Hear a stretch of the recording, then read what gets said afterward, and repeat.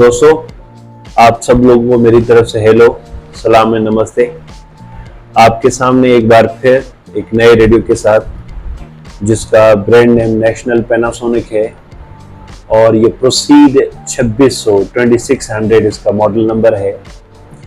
ये डिजिटल भी है तो एनालॉग भी, यानी यहाँ पे इसका एनालॉग मीटर भी दिया गया है, ट्यूनिंग मीटर, और यहाँ पे डिजिटल मीटर भी दिया गया है।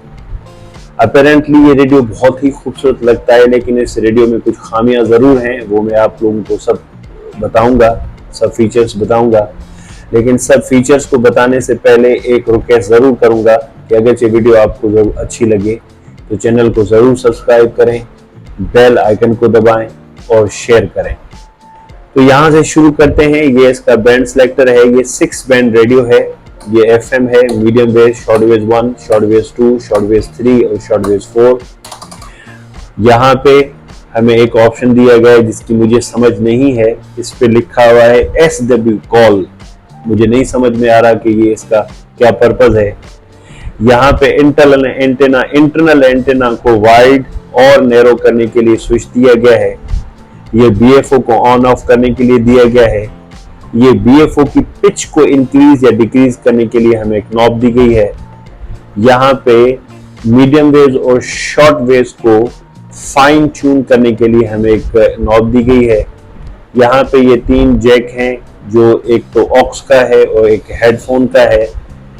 यहाँ पे हमें ट्रेबल का नॉब दिया गया है।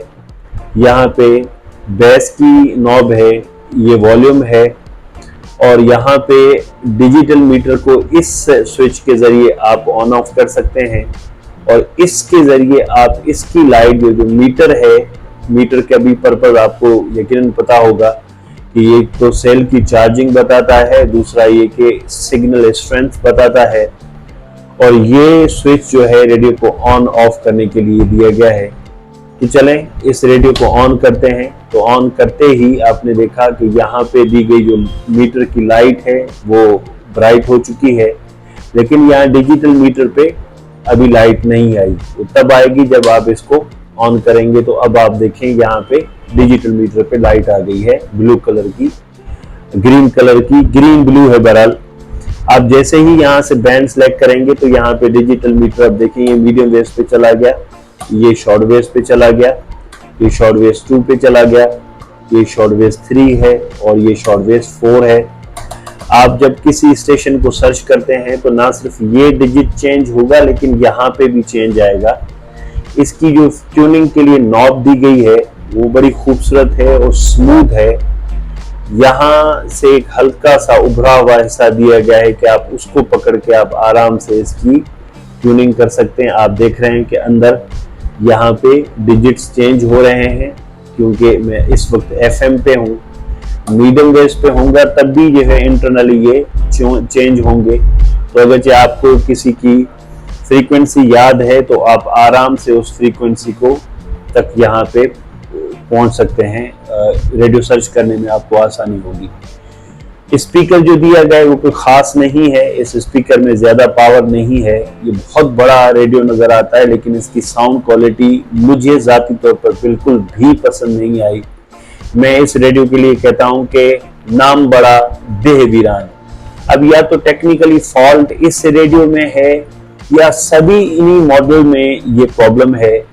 ऊपर एक एंटेना, सादी सी एंटेना दी गई है, साइड पे हमें कुछ नहीं मिलता, इस साइड पे भी आप देखें कुछ नहीं मिलता, इस साइड पे भी कुछ नहीं दिया गया। बैक साइड पे देखें तो आउट एंटेना के लिए ऑप्शन है।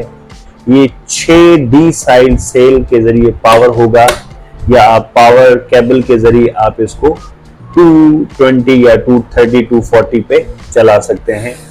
इस रेडियो को कैरी करने के लिए एक बेल्ट भी दिया गया है जो अच्छा खासा मजबूत है। तो ये था आज का रेडियो नेशनल प्रोसीड 2600। उम्मीद है आज का रिव्यू आपको पसंद आया होगा।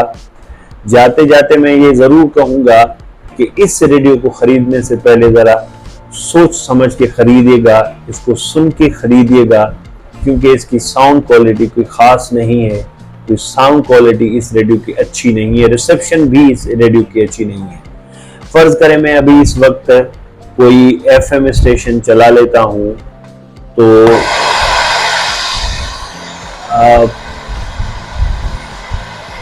शायद कोई स्टेशन हो,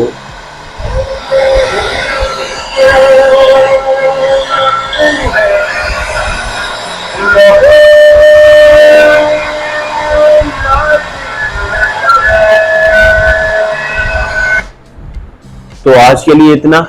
आप लोगों का बहुत बहुत शुक्रिया।